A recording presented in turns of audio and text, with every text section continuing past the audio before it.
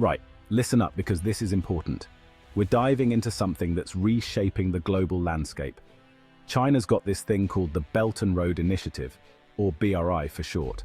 It's not just a project, it's a grand vision. It's a massive infrastructure project, like something out of a Bond villain's playbook. But instead of lasers, it's roads, railways, ports, and pipelines. Think of it as a modern Silk Road, but on steroids. We're talking about connecting Asia, Africa, Europe, and beyond. This isn't just about building stuff. It's about creating a web of connectivity that spans continents. Imagine a giant network of stuff, all built with Chinese money and expertise. We're talking about thousands of miles of new roads, railways, and ports. Now, this isn't just some random act of generosity from Beijing. Oh no, this is about expanding China's influence around the world. It's a strategic move to gain economic and political leverage. They want to be the big dog, the top banana, well, you get the picture. They want to be the dominant force in global trade and politics. And they're using the BRI to do it. By investing in infrastructure, they're creating new trade routes and economic corridors. They lend money to countries, build shiny new infrastructure, and boom, they've got themselves a new trading partner, a strategic ally, and maybe even a debt-ridden puppet state. It's a win-win for China, but not always for the other countries involved. It's a bold move, I'll give them that. It's a way to project power and influence without firing a single shot. But is it a good thing? That's the million-dollar question. There are two sides to this coin. Some say it's a win-win, boosting economies and connecting the world. They argue that the BRI is helping to lift countries out of poverty and create new opportunities. Others reckon it's more like a debt trap, with China calling the shots and leaving countries in hock. They warn that the BRI could lead to a new form of colonialism, with China as the new imperial power. It's a complicated issue, so buckle up because we're going to break it down, Top Gear style. We'll look at the pros, the cons, and everything in between. Stay tuned, because this is going to be a wild ride. Alright, so what's the grand plan here? Well, China's been peddling this idea of a community of shared future for mankind. Sounds lovely, doesn't it? Like a big, happy family, all holding hands and singing Kumbaya. But behind the warm and fuzzy rhetoric, there's a hard-nosed strategy at play. See, China's got ambitions. They want to be the world's leading economic and military power. And to do that, they need to secure their supply chains, open up new markets, and project their influence far and wide. That's where the BRI comes in. It's like a giant game of Risk, with China strategically placing its pieces across the globe. They're building ports in Sri Lanka, railways in Africa, and pipelines in Central Asia. They're pouring billions into developing countries, often with strings attached. And they're doing it all under the banner of win-win cooperation. But make no mistake, this is about China securing its own future, even if it means rewriting the global rulebook along the way. Now, let's talk about the elephant in the room, the money. China's been splashing the cash like a drunken sailor on shore leave. We're talking trillions of dollars in loans and investments poured into BRI projects around the world. They've even set up their own development banks like the Asian Infrastructure Investment Bank to rival the Western-dominated World Bank and IMF. But here's the catch. These loans aren't exactly freebies. They come with interest rates, repayment schedules, and sometimes some pretty hefty conditions. Some countries are finding themselves saddled with debt they can't afford, forced to hand over control of strategic assets like ports and mines to their Chinese creditors. It's like going to a loan shark. Sure, you get the money you need, but you better be prepared to pay the price. And in this case, the price could be your economic independence. Debt trap or development deal, examining the evidence. Now, this is where things get a bit murky. The financial landscape is often complex and filled with nuances that are not immediately apparent. The West has been quick to cry foul, accusing China of engaging in debt trap diplomacy. This term has become a buzzword in international relations, often used to criticize China's global financial strategies. The idea is that China deliberately lures countries into taking on unsustainable loans, knowing they won't be able to repay them. These loans are often for large-scale infrastructure projects that promise economic growth but come with hefty price tags. Then, when these countries default, China swoops in and seizes control of their assets, like a repo man on steroids. This has led to fears that China is using financial leverage to gain political and strategic advantages. There's certainly some evidence to support this claim. Critics point to several instances where countries have found themselves in precarious financial situations after borrowing from China. Take Sri Lanka, for example. This island nation borrowed heavily from China to build a massive port, hoping to boost its economy through increased maritime trade.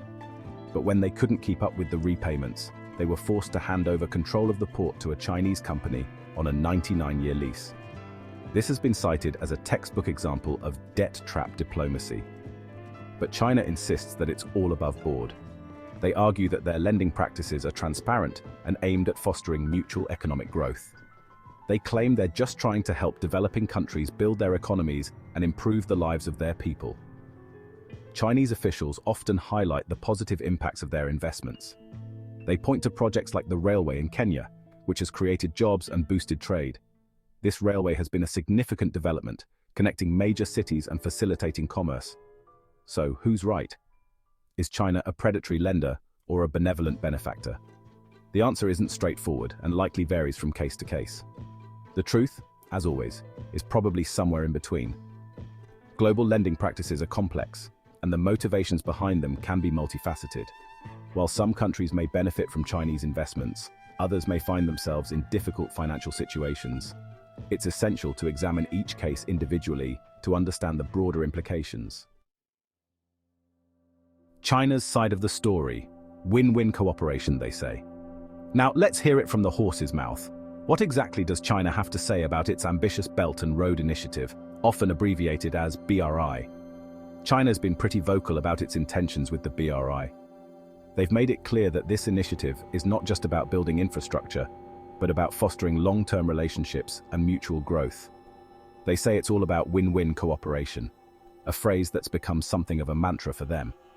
This idea of mutual benefit is central to their narrative. They argue that the BRI is a platform for shared development, a way for China to share its wealth and expertise with the rest of the world. They emphasize that this is not a one-sided affair, but a collaborative effort. They point to the thousands of miles of roads and railways they've built, the countless jobs they've created, and the billions of dollars they've pumped into developing economies. These are tangible benefits that they believe speak for themselves. They say they're not interested in neo-colonialism or debt traps. They just want to create a more interconnected and prosperous world. They argue that the BRI is a new model of international cooperation, one that is inclusive and beneficial for all parties involved. Of course, it's easy to be cynical about their motives. Critics argue that China is using the BRI to expand its geopolitical influence and secure access to vital resources. After all, China's no charity. They have their own strategic interests to consider, and the BRI is a way to further those interests. They're in this for themselves too, but that doesn't necessarily negate the benefits that other countries can gain from participating in the initiative. But it's worth remembering that their perspective is shaped by their own history and worldview. China has a long history of overcoming adversity and sees the BRI as a continuation of that journey. They see themselves as a rising power, finally taking their rightful place on the global stage after centuries of humiliation at the hands of the West. This sense of historical destiny is a powerful motivator for their actions. The BRI is also about securing trade routes and ensuring that China has access to global markets. This is crucial for a country that has become the world's manufacturing hub. Beyond economics, the BRI also aims to foster cultural and educational exchanges. China wants to build soft power and create a network of countries that are aligned with its vision for the future.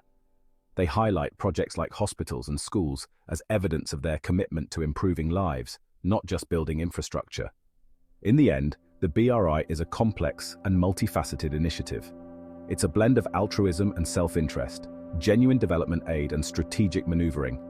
Understanding it requires looking at it from multiple angles. So, while it's easy to be skeptical, it's also important to consider the broader picture.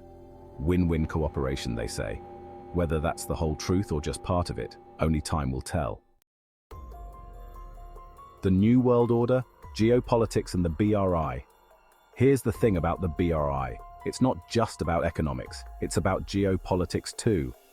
By building infrastructure and forging closer ties with countries around the world, China is challenging the existing world order, one that's been dominated by the West for centuries. The United States and its allies are watching nervously as China's influence grows. They see the BRI as a threat to their own strategic interests, a way for China to undermine their alliances and reshape the global balance of power in its favor. The result is a new kind of great power competition, one that's playing out not on battlefields but in boardrooms and construction sites around the world. It's a competition for influence, for resources, and ultimately, for the future of the international system. The road ahead. Transparency, sustainability, and a bit of cooperation wouldn't hurt. So where do we go from here? The BRI is a complex and evolving project, one that's already having a profound impact on the world. It has the potential to be a force for good, but it also carries significant risks. Transparency is key. China needs to be more open about its lending practices, the terms of its deals, and its long-term objectives. The more information that's out there, the less room there is for suspicion and mistrust. Sustainability is crucial.